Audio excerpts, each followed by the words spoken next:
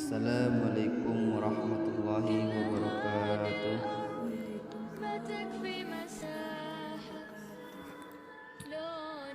Innal hamdalillah nahmaduhu wa nasta'inuhu wa nastaghfiruh wa na'udzu billahi min syururi anfusina wa min sayyiati a'malina may yahdihillahu fala mudilla lahu wa may yudlilhu fala hadiya lahu.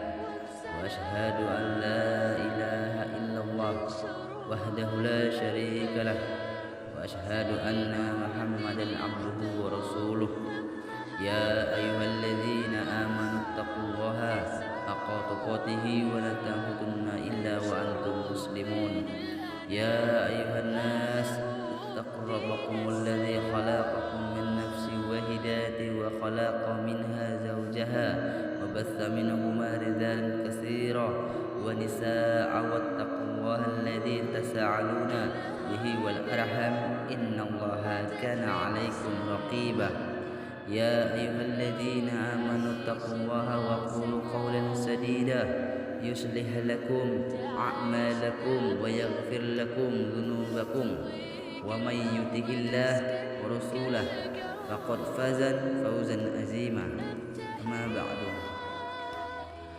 Puji syukur kita panjatkan kepada Rabb seluruh pencipta langit dan seisinya, juga pencipta alam akhirat yang mana di dalamnya adalah surga dan neraka. Kita sebagai makhluk hidup yang diberi nama manusia, sejatinya ialah sebagai khalifah di muka bumi, atau dengan kata lain makhluk yang paling sempurna di atas makhluk Allah yang lain. Dan kita sebagai makhluk Allah yang sempurna seharusnya tahu mana yang harus kita dahulukan, duniakah atau akhiratkah? Karena dunia sifatnya sementara dan alam akhirat kekal dalamnya. Kalaulah kita bicara tentang kekal, maka di dalam akhirat nanti tempat hanya dua macam, hanya dua tempat. Yang pertama adalah alam akhirat, yaitu neraka. Dan setelah neraka ada surga. Kita hidup di dunia ini sebagai penentu apakah kita nanti ada di alam ada di neraka dan atau ada di surganya Allah Subhanahu wa taala.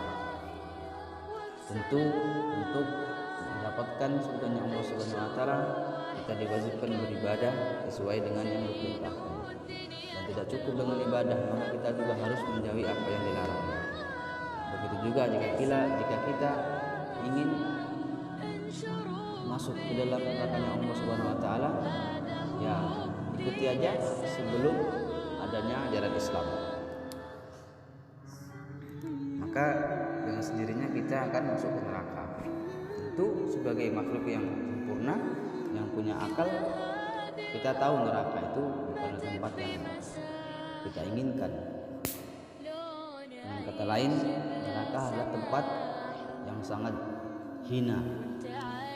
Dan surga sebaliknya tempat yang penuh dengan kebahagiaan, melebihi bahagianya akhirat. Semoga kita dapat masuk dalam surganya Allah dengan ridho dan amal-amal kita yang tentunya haruslah diterima agar kita mendapat tiket untuk masuk ke surganya Allah Subhanahu wa taala. Salawat dan salam kita panjatkan kepada Nabi besar kita Muhammad sallallahu alaihi wasallam yang telah menuntun kita dari zaman jahiliyah menuju zaman Islamiyah, dari zaman kegelapan penuh dengan zaman yang terang benderang yang mana saat ini kita rasakan, penuh dengan iman, penuh dengan norma-norma keadilan. Semoga kita dengan selalu berselawat kepada Nabi besar Muhammad SAW mendapatkan syafaat hingga akhirat kelak.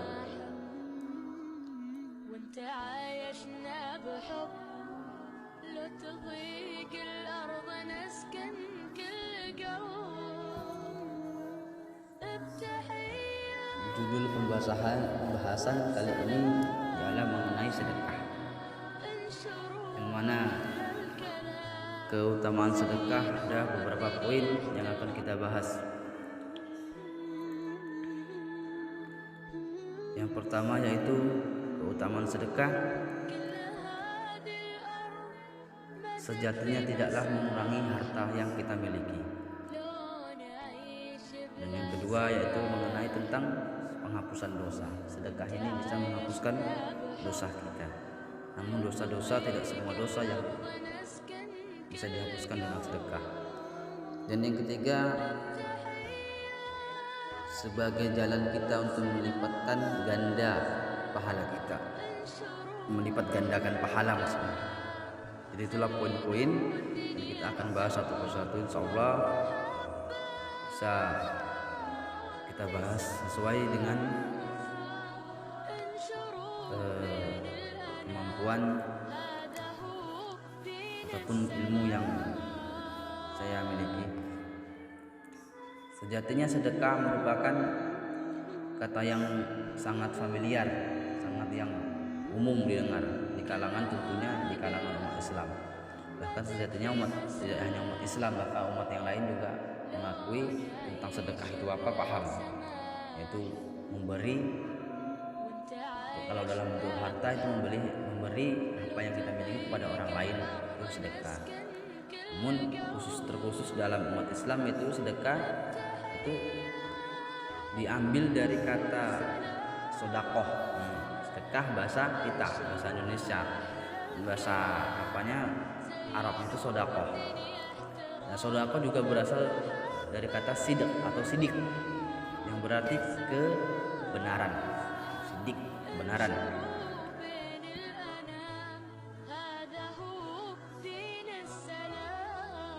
Sedekah adalah harta atau non harta yang dikeluarkan seseorang atau suatu badan di luar zakat untuk kemaslahatan umum. Nah, jadi sedekah ini bisa dengan Bisa dengan harta, bisa dengan jiwa raga kita, bisa dengan tenaga kita, bisa dengan macam kan, nggak cuma harta. Jadi bagi kita yang tidak memiliki harta, tidak ada halangan untuk bersedekah. Ini sejatinya sedekah merupakan amalan yang sangat dicintai Allah Subhanahu wa taala. Terbukti dari firman Allah dalam surah Al-Baqarah ayat 127 yang artinya, jika kamu menampakkan sedekahmu maka itu adalah baik sekali, dan jika kamu menyembunyikannya dan kamu berikan kepada orang kafir atau orang fakir, maka menyembunyikan itu lebih baik bagimu, dan Allah akan menghapuskan dari kamu sebagian kesalahan-kesalahanmu, dan Allah mengetahui apa yang kamu kerjakan. Sahabat beriman yang dimuliakan Allah Subhanahu wa taala, lanjut ke pembahasan yang pertama, yaitu sedekah tidak mengurangi harta. Kalau kita tinjau lebih dalam, sejatinya sedekah ini justru sebagai tabungan kita di akhirat nanti. Kalau kita memiliki harta di dunia lalu kita tidak sedekahkan, maka harta itu tidak akan sampai kita bawa ke akhirat. Justru kita nabung, penabungan kita. Jadi sedekah itu sejatinya tidak akan kurang, karena kurangnya di dunia misalkan akan menjadi apa yang kita bawa nanti di akhirat. Ada juga yang langsung dibalas Allah. Jadi kalau kita punya harta, katakan semampu kita sedekahkan, punya harta lebih kita sedekahkan, maka insya Allah ya dengan ikhlas kita lakukan, maka Allah bisa saja mengganti saat di dunia juga. Dan juga kalau tidak diganti dengan dunia, pastilah Allah, bila seseorang bersedekah dengan ikhlas, maka tentu pasti akan dibalas di akhirat.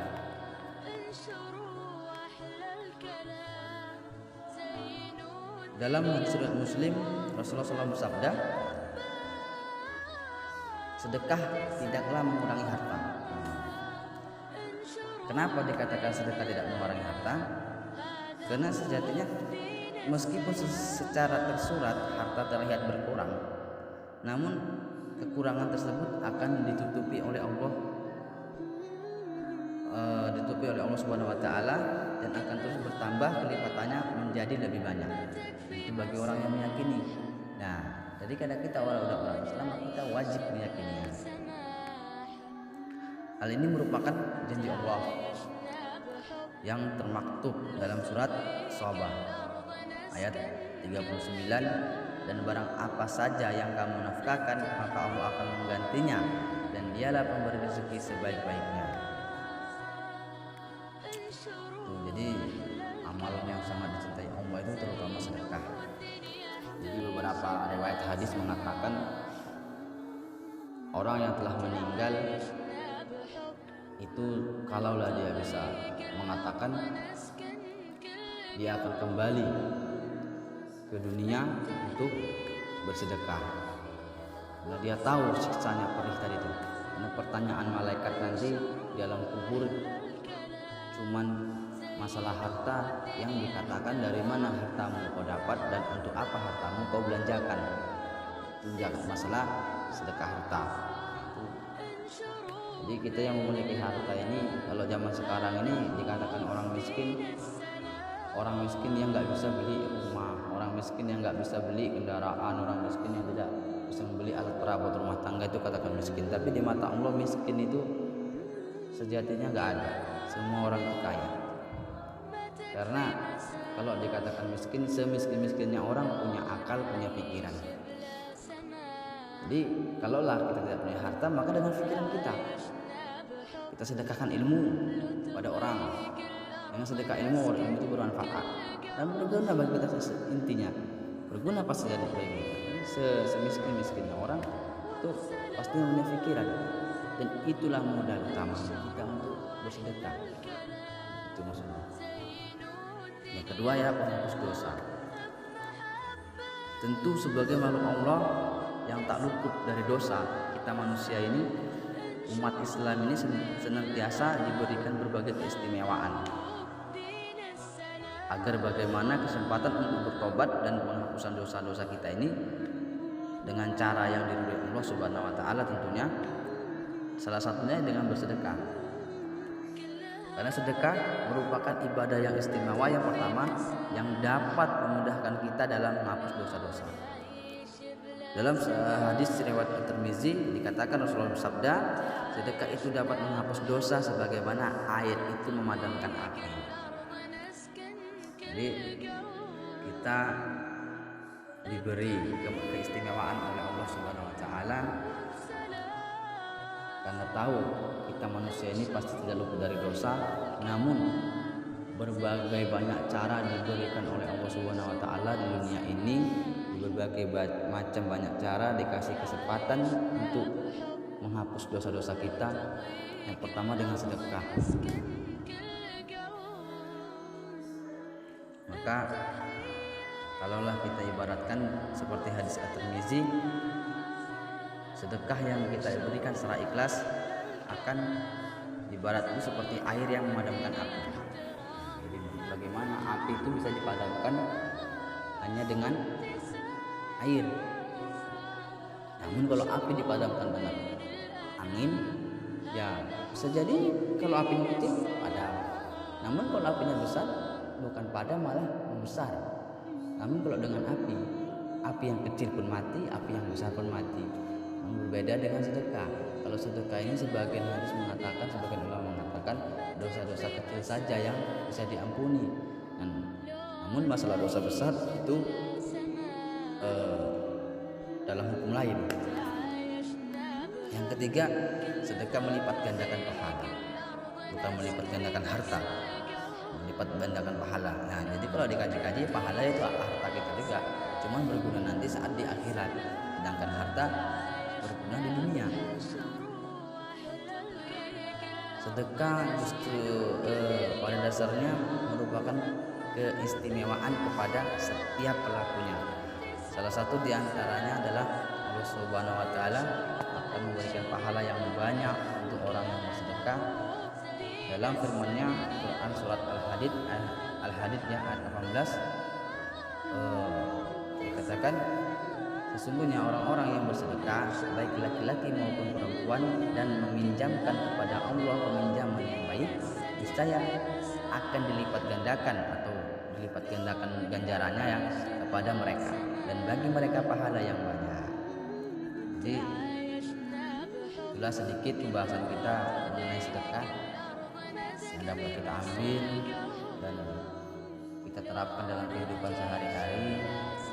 Kita lihat saudara-saudara kita, kita lihat tetangga-tetangga kita yang membutuhkan kita, kita lihatlah ke bawah sebelum kita lihat ke atas. Lihatlah diri kita sendiri sebelum kita menilai orang lain.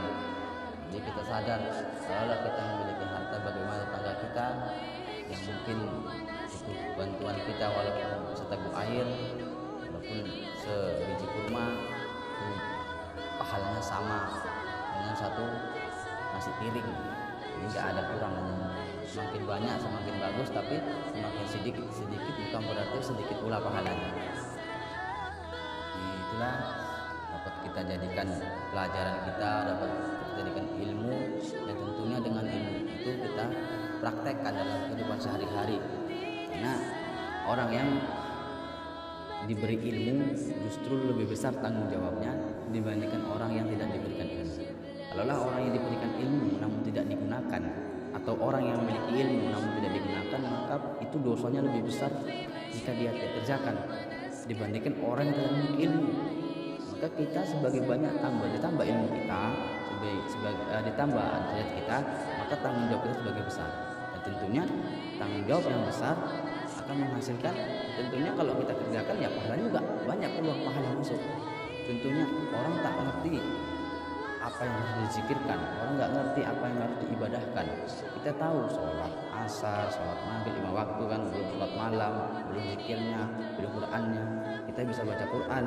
Dengan kita punya ilmu membaca Quran, kita terapkan, peluang pahala ada. Bagaimana orang tidak bisa baca Quran? Peluang pahala tak ada, namun bisa dengan ilmu yang dimiliki. Tapi intinya semakin banyak ilmu kita, semakin banyak peluang yang kita harus kerjakan. Sebaliknya, semakin banyak ilmu kita, semakin banyak juga tanggung jawab kita. Dan orang yang memiliki ilmu sejatinya lebih rentan terhadap dosa-dosa apabila ilmu itu tidak digunakan. Jadi demikianlah beberapa keistimewaan sedekah, karena begitu banyak nikmat Allah dalam bersedekah. Semoga kita termasuk ke dalam orang-orang yang diringankan dalam melakukan ibadah istimewa ini. Amin ya rabbal alamin. Tutup dengan doa kafarat majelis. Subhanallah wa bihamdihi, subhanallah wa bihamdika, asyhadu an la ilaha illa anta, astaghfiruka wa atubu ilaik. Alhamdulillahirabbil alamin. Assalamualaikum warahmatullahi wabarakatuh.